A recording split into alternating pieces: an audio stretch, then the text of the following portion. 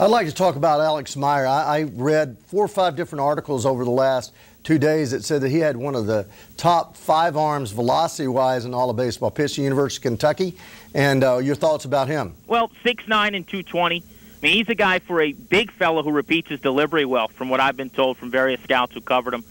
This past season had a 2.22 average against and a sub-3 ERA in college. He led the SEC with over 100 strikeouts, and in his career, top 5 in the history of Kentucky with 253. I mean, the fastball is clearly already a plus pitch. No question about that. He'll sit mid-90s. He runs his fastball up to 97, 98.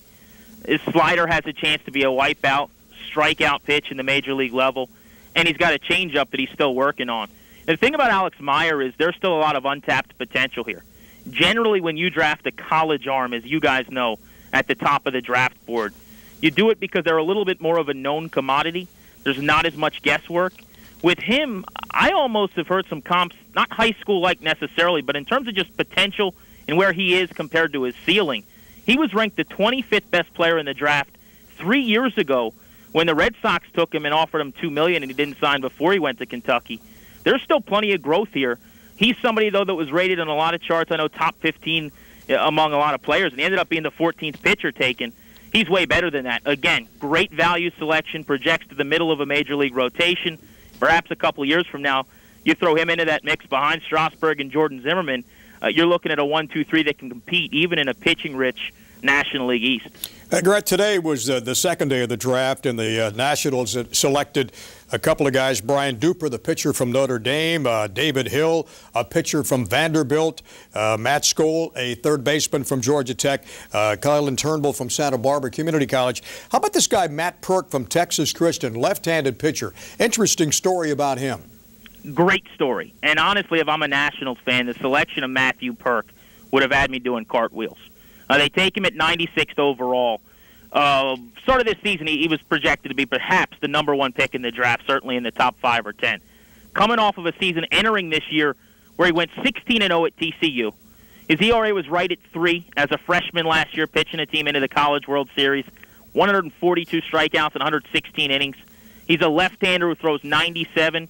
A couple of years ago, he was drafted 14th overall by the Texas Rangers, widely considered one of the best high school pitchers in the nation at that time.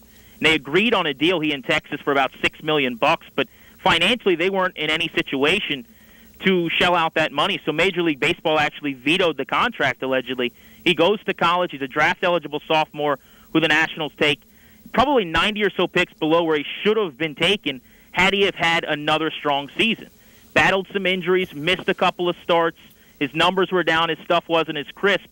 The selection here, if the Nationals pay him and get him into their system, he's going to be looking for first-round money probably, means that you add another potential frontline starting pitcher. His ceiling, if you talk to most people who run draft rooms, if he returns to the health of last year when he was 16-0 in a power conference and facing good competition in college, is to be a front-of-the-rotation major league starter, potentially an ace. It was another great value selection that you just have to admire the scouting staff rolling the dice. The question is, can you sign him now?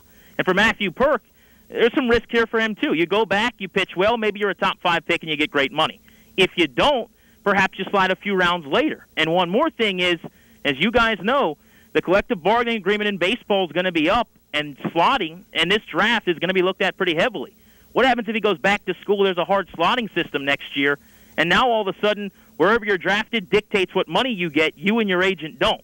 That's something Matthew Perk has to think about, and it might add some leverage for the Nationals in the discussion room. Grant, thanks for your time. We really appreciate it, my friend. We'll do it again soon, huh? Thank you, guys. Anytime. Okay.